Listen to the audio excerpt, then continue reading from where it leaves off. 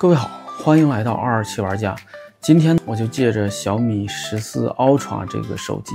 来聊一下手机的摄影到底走了多远，能不能取代一些轻便为主的数码相机。首先呢，第一个问题就是小米14 Ultra 这种影像旗舰，它作为手机好用吗？那我通过3个月的自己的这个使用，我总结下来，如果你不是固有的使用一些不是安卓生态的东西，这个手机还算好用的手机。就影像方面呢，我分3点来讲。首先就是影像软件的生态，跟 iPhone 来比的话，iPhone 上有非常好用的很多的摄影摄像的软件，在小米上有的当然也有安卓版，但注意那是安卓版，不是小米14 Ultra 版。我不敢说绝对，就几乎是没有专门为这一个机型，就小米14 Ultra 开发的摄影或者摄像的软件。除了它系统自带的原生相机，它的原生相机确实是有很多的功能，特别是这个徕卡影调和这个大师开拍这个功能呢，就是你打开之后，这个大师开拍之后，你就不能开4K 60，你就只能开这个4K 30。也不知道大师是有这种癖好，那我个人呢还是喜欢拍一些4K 60的素材，所以这个大师开拍我是用不到。那么徕卡影调呢，我多半是会选择这个徕卡经典，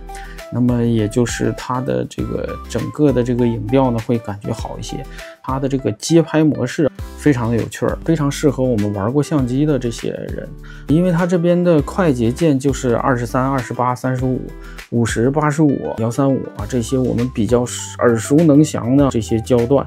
那我一般用35和50就可以拍摄一个很不错的照片，那拍人就用85。它非常的像徕卡 Q， 徕卡 Q 那个取景框也是这样的，当你这个变焦的时候，它有一个框在这里，这是它的一些自身的这个亮点，但是它在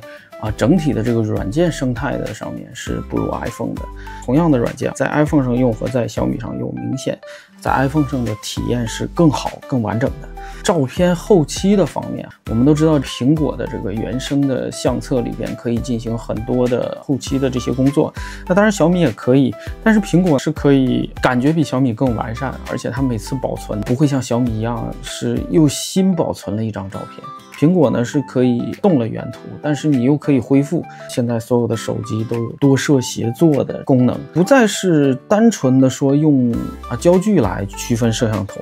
而是说用主摄和副摄。比如很明显的就是 iPhone 15 Pro Max， 它在长焦拍摄的时候，如果你用手遮住主摄，它的色温也会变得不正常，那就是说它是从主摄来获取一个色温的信息的。其实小米也是一样，如果你在长焦状态下挡住主摄，它的色温也会变得很不正常。那我希望手机以后会发展的可能多摄的协作的范围更大，可能会补齐一些边缘的像素，比如我拍摄一个广角的时候，可能长焦也采集一部分中间的这个画质，这样可以在我放大照片的时候可以看得更清楚这是我一厢情愿的想象，我不知道现在小米有没有这个功能。目前来看，这个手机的1寸底的这个解析力还是够用的。硬件的生态，这个在国产手机里也算好的了，但是它还是不如 iPhone。 它有自己的这个拍照手柄还蛮好的，因为它每次一连接，只要在这边按一下这个就会进入到这个街拍模式，并且已经拍了一张照片。产品的本身的这个设计我是非常的认可的但是有一些问题，就小问题了首先就是它并没有这个螺口，所以它没法拧到这个三脚架上面。它的这个锁定非常有趣儿，它锁定的时候是红色的，解锁了之后是没有颜色的这样的话就会让人觉得很奇怪，因为可能我接触的这种有颜色的地方大部分都是在汽车上汽车上的特点就是它解锁了是红色的，它是一种警示，锁定了之后是绿色的。比如像那个儿童座椅 ISOFIX 那个接口，座椅的那些卡扣也都是。小米这个反正显示出红色，就让我这种强迫症稍微有点不舒服。它还标配了这个挂绳，它不同颜色可以混用，是吧？白色的这个后盖配一个黑色的这个手柄，其实我手机也是黑色的了，就这样可以用。这个 EV 调整的这个波轮有点太松垮了，它经常容易被误触。见仁见智，总体上来说还是不错的。我是很肯定这种设计的，特别是它更新了固件之后，它可以设置手柄充电保护和使用手柄充电，你直接可以把这个功能关掉就不用它充电了。那么它就当成一个附件来用，手机管手机的充电。它这里也有充电口，用它原装那个90瓦快充也是可以的，非常的不错这个东西。但是 iPhone 就有更多的配件的支持，我们最简单的就手机壳，现在网上卖的这个手机壳可能80%-90%都是 iPhone 的，剩下小部分才是其他的手机的。那么小米这个手机也不例外，它还算这个配件比较多的，官方这个配件也比较好但是如果我们想用这个 MagSafe 磁吸充电器的话，还是要买这第三方的有磁吸的这种壳。如果你不想买，可以像我一样，我在这个官方的壳里面加了一圈磁铁，也能实现这个 MagSafe 的功能。小米的第三方配件还主要也是针对于这个滤镜的，有一些厂家在做这个环转接成一个磁吸的黑柔滤镜，基本就这些东西。画质方面，小米14 Ultra 对于 iPhone 是有明显的优势的，因为不论感光元件的面积、镜头的数量、焦段都是对 iPhone 造成一个碾压，所以我们就简单的看一下原生焦段画质的对比。0.5倍的广角，小米比苹果更广了1毫米，来到了12毫米。那两只镜头的边缘都有明显的畸变。超广角镜头嘛，可以理解。中心锐度上，小米表现的比较正常，苹果这边有一定的涂抹感和数码锐化的痕迹。14 Ultra 的边缘画质同样表现的不错，15 Pro Max 边缘画质可以说是崩溃。14 Ultra 主摄原生焦距是23毫米，依然是比15 Pro Max 要广了1毫米。主摄的表现都不错，但是细看小米依然是有更高的锐度，苹果有一点涂抹感。小米的边缘画质依然稳定，15 Pro Max 的边缘有些畸变和涂抹感。由于两只手机的2倍焦段都是主摄裁切的，我们就不对比了，直接来到原生的3倍焦段。那么 iPhone 15 Pro Max 是没有3倍焦段的，那我们就用 iPhone 15 Pro 的3倍来对比一下。中心锐度上，小米依然发挥稳定，苹果给人更强的涂抹感和更差的锐度。到了边缘，苹果的涂抹感更强，锐度更差。小米14 Ultra 这边画质依旧，但是出现了轻微的色散。来到5倍的超长焦，我们又回到了 iPhone 15 Pro Max， 这一次两只镜头的焦距统一为120毫米。中心画质方面，小米14 Ultra 的画质虽然比不过自身的 3.2 倍镜头，但依然处在一个没什么毛病的水平上。那么15 Pro Max 呢，依然是很强的涂抹感。跟3倍不同的是呢，3倍的涂抹感只有3倍，5倍的涂抹感达到了5倍。边缘画质方面，二者比中心画质都有劣化。14 Ultra 有一轻微的色散，15 Pro Max 带来了更严重的涂抹，可以说是魂化的。这些样张可以明显的看出，15 Pro Max 不论在任何的焦距上都是更加的白，更加的亮的。可能是苹果的算法的加持，它给人一种照片更通透的感觉反观小米，如果对比的话，就感觉始终画面有点灰蒙蒙的。我不知道是徕卡影调还是怎么样两台相机我都是使用了默认的设置，并没有什么更改。白天的户外的主摄，二者的成像效果差别不大，即使是放大了看也没有明显的差距。那么在广角和长焦的焦段， iPhone 15 Pro Max 明显是不如小米14 Ultra 的这点也是因为小米14的4颗摄像头全部都是5000万像素的，而 iPhone 15 Pro Max 除了主摄，其他2颗摄像头的解析力都是有下降的。夜间拍摄，小米的 ISO 竟然飙到了12800这也导致放大之后它的画面有一些崩溃在这里反而不如ISO 更低的 iPhone。那另外这张照片呢，小米却又比 iPhone 亮了很多放大之后呢，天空也比 iPhone 更还原更好看。视频拍摄方面一直是 iPhone 的强项，那今年小米也支持了在 4K 60P 拍摄的时候切换不同的摄像头，只是它的摄像头一致性还是不如 iPhone 做得好。那这里我拍了一段夜景仅仅用到了 4K 24在夜晚，二者拍视频的差距明显 ，iPhone 明显更亮。到这里，我们可以得出一个结论：和 iPhone 15 Pro Max 来对比，小米14 Ultra 是一部在拍照方面略强，但是在视频方面还是稍稍有一点点差距的这样的一个手机。那既然它的主摄已经来到了1英寸，和这种1英寸的卡片机对比，会怎么样呢？这是一台佳能的 G7 X2， 虽然不是佳能1寸底相机的最新型号，但是它的传感器也是同样的2010万像素。它的镜头呢是一枚等效焦距24到100，光圈 f1.8 到2.8的这样的一个镜头。那同样是1寸底的话，我们就来对比一下，看看小米14 Ultra 到底能不能代替1英寸底的卡片相机。我们依然是对比软件生态、硬件生态和画质3个方面。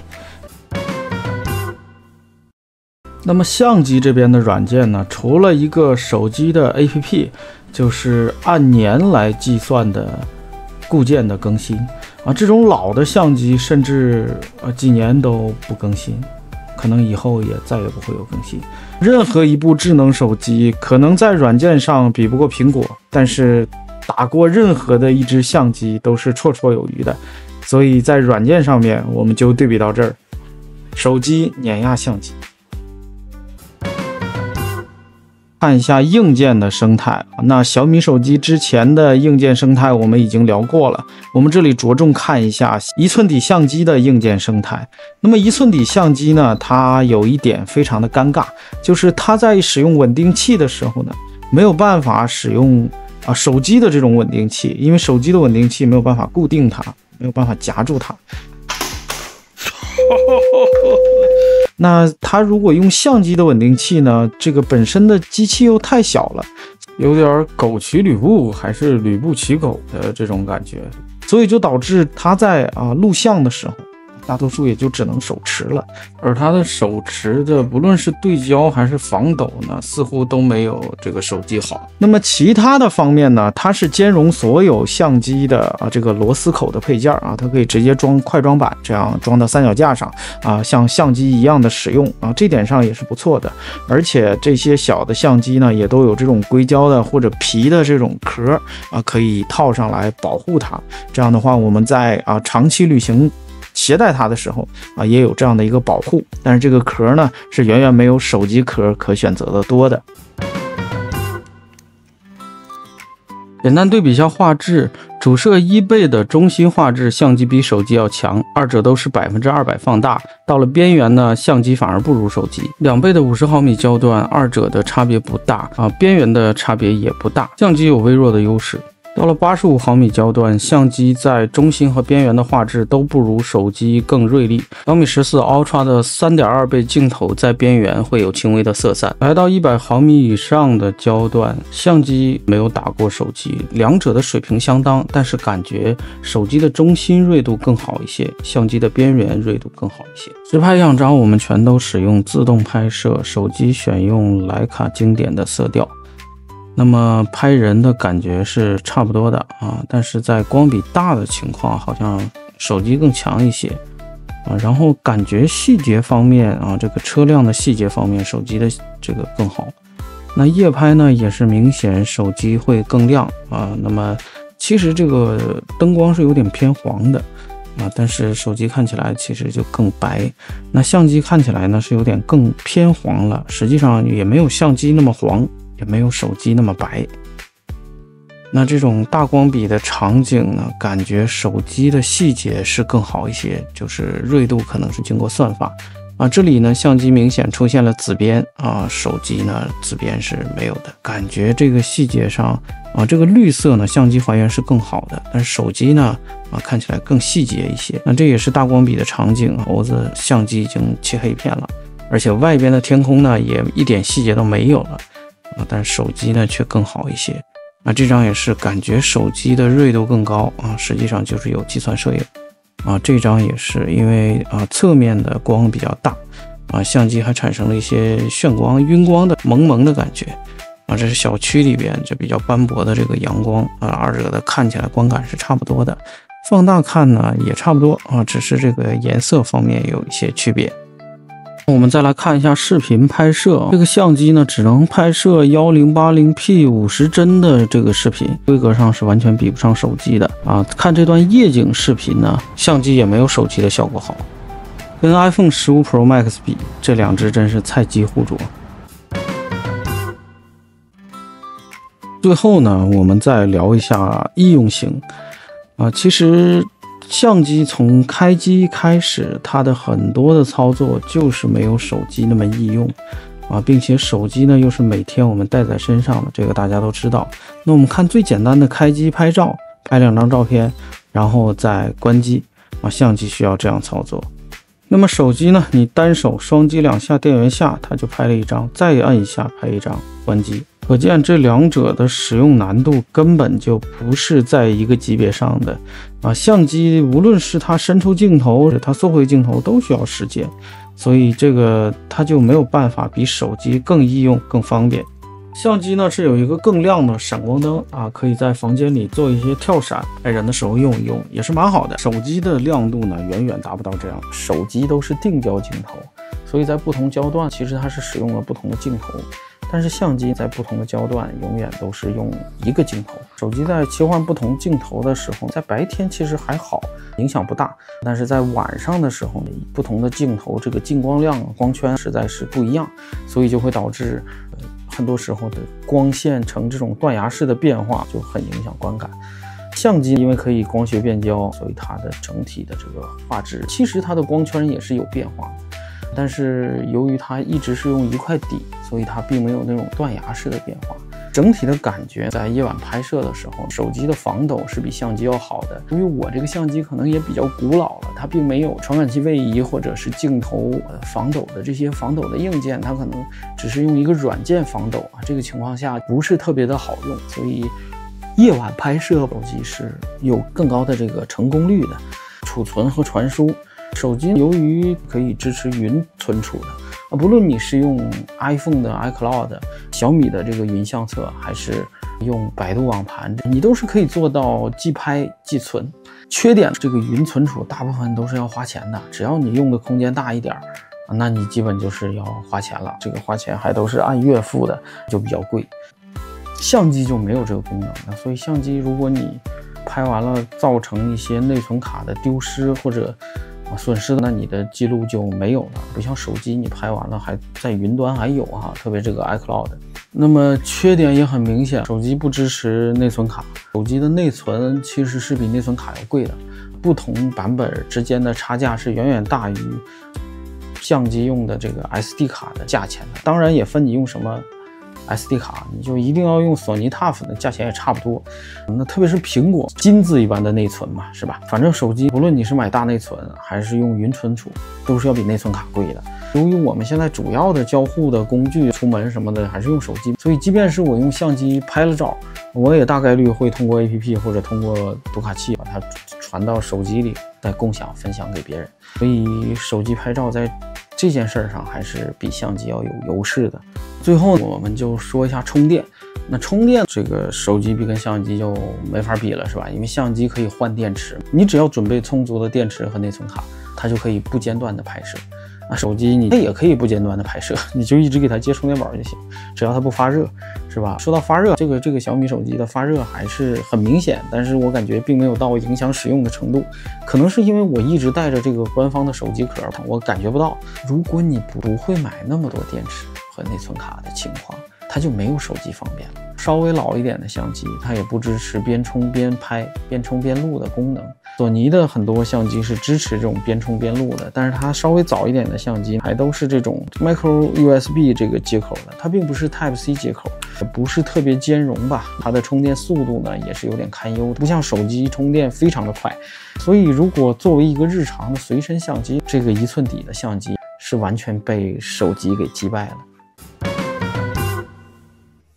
这只诺基亚1020是我10年前购买的，我当时怀揣着用手机来代替相机的这样的梦想。诺基亚1020的相机功能确实不错，在当年可以说是遥遥领先，但是它的手机功能也太落后，没有办法使用。